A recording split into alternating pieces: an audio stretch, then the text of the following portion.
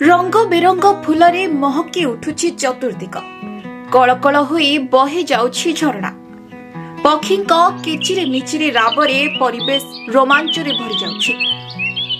दर्शक बंधु एसबु कौनसी पर्यटन स्थल दृश्य नुहे बरं एहा हेउछि राजभवन बा वर्तमान लोक भवन दृश्य। सबु वर्ष परि चलित वर्ष मध्य साधारण जनतांक पई खोलिछि लोक भवन उद्यान।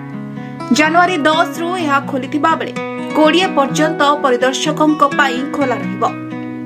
तेबे आपण जानिछंती कि वर्षको थरे ही मात्र सर्वसाधारणंक पई काहेकि खोले लोक भवन।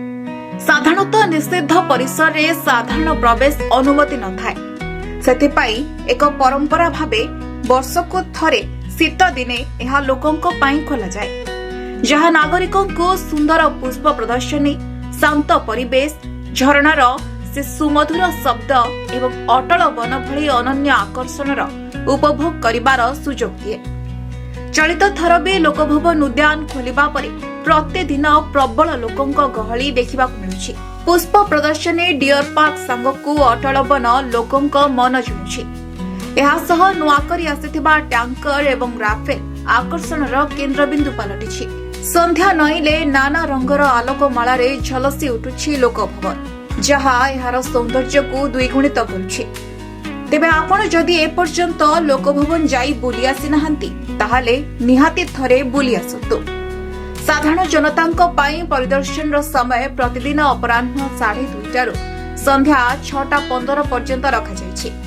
Lok Bhavan garden visit mobile app माध्यमरे पंजीकरण करी आपण उद्यान बुली परिबे। एथिपाई आपणको कोनोसी टंका देबाको पड़िबा नाही। तेबे चलित वर्ष लोकभवन उद्यान सहित पूर्वतन प्रधानमंत्री भारत रत्न अटल बिहारी वाजपेयी नामरे नामित नूतन भावरे विकसित अटल वन मध्य एही समय मध्यरे साधारण लोकंक पई उपलब्ध होइछे।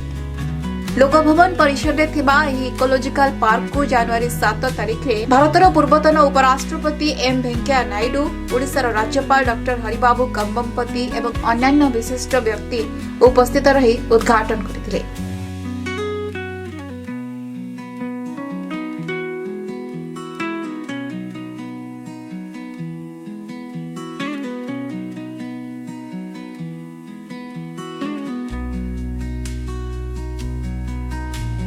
Bureau report, Republic Odia.